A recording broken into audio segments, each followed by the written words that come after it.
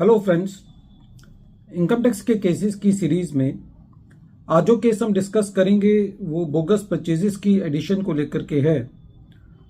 Present case में दिल्ली आईटीआईटी की ई bench के सामने एक इशू था कि यदि एसएससी के ऊपर एलिगेशंस हैं कि एसएससी ने जो परचेजेस की हैं वो ऐसी पार्टी से की हैं जो कि एग्जिस्ट नहीं करती, लेकिन SSC during the assessment proceedings इस बात को साबित कर पाता है कि एसएससी ने उन परचेजेस के अगेंस्ट सेल्स की है, और यदि किसी वजह से एसएससी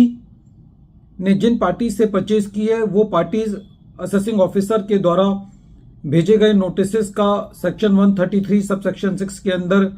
रिप्लाई नहीं देती, या एसएससी किसी पार्टी की कंफर्मेशन को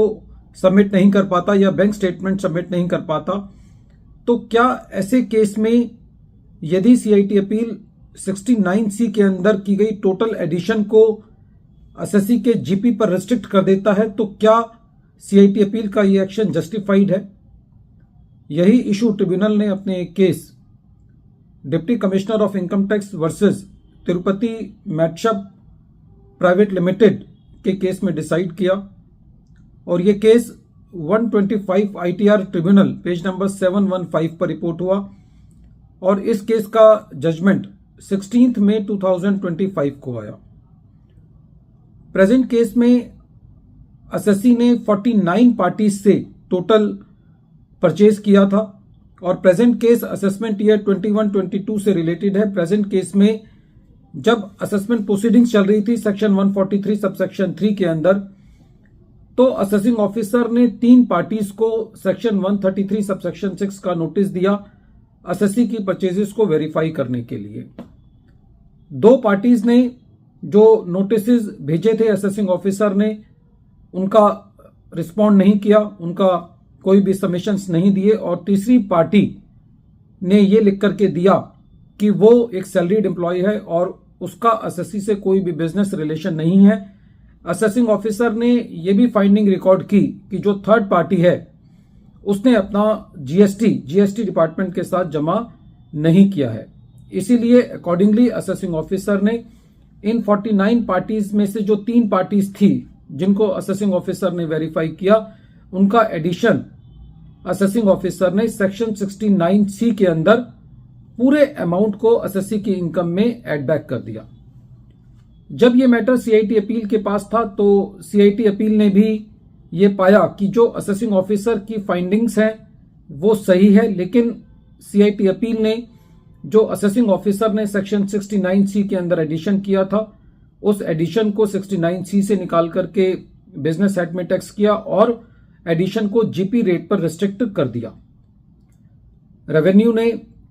ट्रिब्यूनल में अपील फाइल की, एसएससी ने भी अपील फाइल की, क्रॉस अपील्स थी, और जब ये मैटर ट्रिब्यूनल ने सुना तो ट्रिब्यूनल का सबसे पहले ये कहना था कि प्रेजेंट केस में इस फैक्ट में कोई भी दोराय नहीं है कि 2 पार्टीज ने कोई भी रिस्पॉन्स फाइल नहीं किया है सेक्शन 133 सब सेक्शन 6 के नोटिस की एवज में, और उन्होंने खाली लेजर सबमिट किया है, कोई भी कंफर्मेशन सबमिट नहीं की, कोई भी बैंक स्टेटमेंट सबमिट नहीं की। तो ऐसे केस में उनकी परचेजेस जो है वो अनवेरिफाइड रह जाती हैं। और जो तीसरी पार्टी है उसने भी खाली ई वे बिल और इनवॉइसेस सबमिट किए हैं। तो खाली इन चीजों से ये नहीं पता चलता कि एसएससी की जो परचेजेस है वो जेन्युइन है। लेकिन साथ ही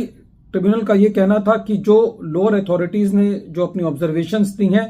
वो ठीक है, लेकिन क्योंकि एसएससी ने उस परचेजेस के अगेंस्ट सारी सेल की है, उस सेल के अंदर जो प्रॉफिट है वो अपनी इनकम के अंदर दिखाया है, तो ऐसे केस में जहां पर असेसिंग ऑफिसर ने एसएससी की बुक्स ऑफ अकाउंट्स को ना तो रिजेक्ट किया और ना ही एसएससी के सेल्स को कोई डाउट किया, तो ऐसे केस में खाली उस परचेजेस के प्रॉफिट एलिमेंट को टैक्स किया जाना चाहिए। यदि सारी परचेजेस को एड बैक किया जाता है सेक्शन 69C में तो वो एक एब्सर्ड रिजल्ट देगा। साथ ही साथ ट्रिब्यूनल का यह भी कहना था कि असेसिंग ऑफिसर ने कोई भी ऐसा मटेरियल असेसमेंट के दौरान नहीं रखा जिससे ये पता चला हो कि एसएससी ने अपने प्रॉफिट को सुप्रेस किया हो। एसएससी ने पिछले सालों के मुताबिक कुछ अपने रिजल्ट्स जो दिखाए हैं वो बेटर ही दिखाए हैं। तो ऐसे केस में यदि एसएससी को 5% के रेट से टैक्स किया जाता है तो वो जस्टिफाइड है और सेक्शन 69 का एडिशन नहीं बनता, यह as a business income taxable होना चाहिए। इस केस से जो एक लेसन निकल के आता है वो ये है कि एसएससी को ड्यूरिंग द असेसमेंट प्रोसीडिंग्स अपनी जो सेल है वो जरूर जस्टिफाई कर देनी चाहिए कि एसएससी ने उस परचेजेस के कॉरस्पॉन्डिंगली वो सेल की है। यदि वो सेल की है तो चांसेस हैं कि एसएससी अपनी जो एडिशन है उसको ग्रॉस प्रॉफिट तक रिस्ट्रिक्ट करवा सकता है। वीडियो के अंत में एक बार फिर मैं केस का नाम रिपीट कर रहा हूं। केस का नाम है deputy commissioner of income tax versus Tirupati मेटशप private limited and vice versa, और ये case 125 ITR tribunal page number 715 पर रिपोर्ट हुआ और इस केस का जजमेंट 16 मई 2025 को आया। Thank you friends.